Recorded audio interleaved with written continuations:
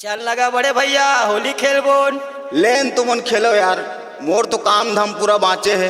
रोटी पीठा घलोक रांधेल बोलत है तो घर के रोटी पीटा ला भौजी मनी रांधी का। अरे छोड़ यार, ये तो शादी हो है तब ले मेड़वा हो गए है। अरे सोनू भाई हो तो डौकी देखा हो गए। सही में यार भौजी भारी अतंग करत है।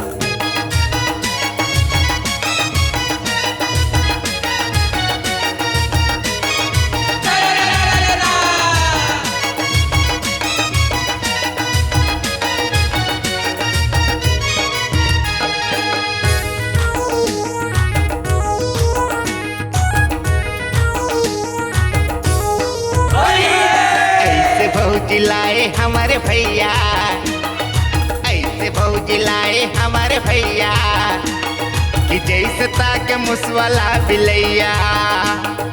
ऐसे भौजी लाए हमारे भैया जैसे ताके मुसवाला बिलैया। जैसे ताके मुसवाला बिलैया कि जैसे ताके मुसवाला बिलैया। जैसे ताके मुसवाला बिलैया, ऐसे ताके मुसवाला बिलैया। ऐसे भौजी लाए हमारे भैया, ऐसे भौजी लाए हमारे भैया। अरे जैसे ताके मुसवाला बिलैया। ऐसे भौजी लाए हमारे भैया जैसे ताके मुसवाला बिलैया।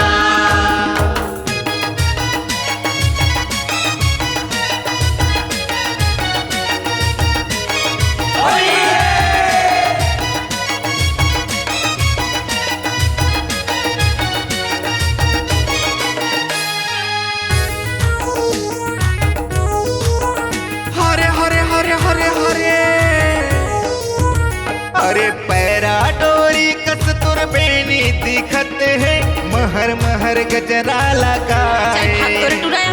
आँखी दिखत है गोटारन कस तोरे, फद फद ले काजर आ जाए। अरे पग पग ले काजर आ जाएगा भैया, ओपा माँ गजरा लगाए। टेका जान मेरे डुरा, मैं तो सेल्फी क्वीन हरो। अब सब जानता भौजी। चल तो भागे मिल ले। भागो रे। यहाँ आके अक्का फैशन मारे।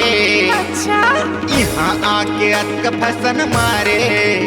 अरे कहाँ रहे माछी के खेदैया। ऐसे भौजी लाए हमारे भैया जैसे ताके मुसवाला बिलैया।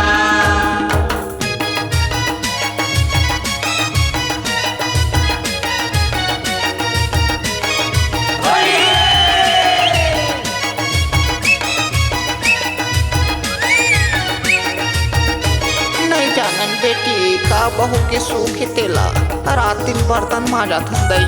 श्यान सामरत लबूता करवाती बेटा को।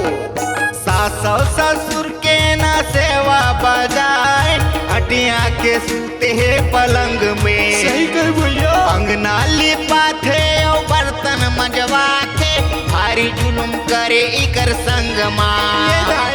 सारी बुता काम हमर दाई करत है, सुते हवे भौजी पलंग माँ। मैं बड़े घर के बेटी और काम बुता नहीं करो समझे। अच्छा का तोला जान परत है तो काम वाले बाई लगा दे मोर पर। बना दे हस चटनी के पिसैया। अरे बना दे हस चटनी के पिसैया। अरे भारी मोहनी डारे हावे भैया।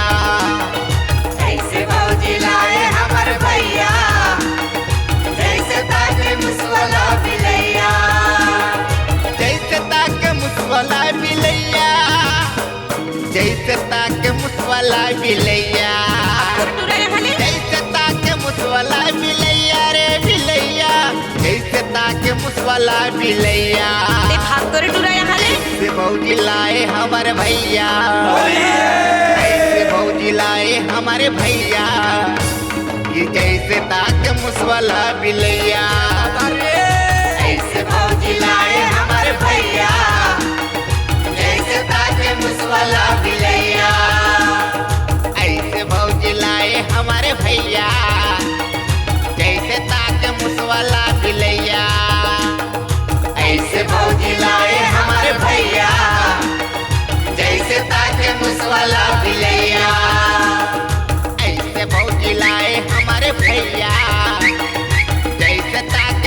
वाला बिलैया। होली है भौजी होली है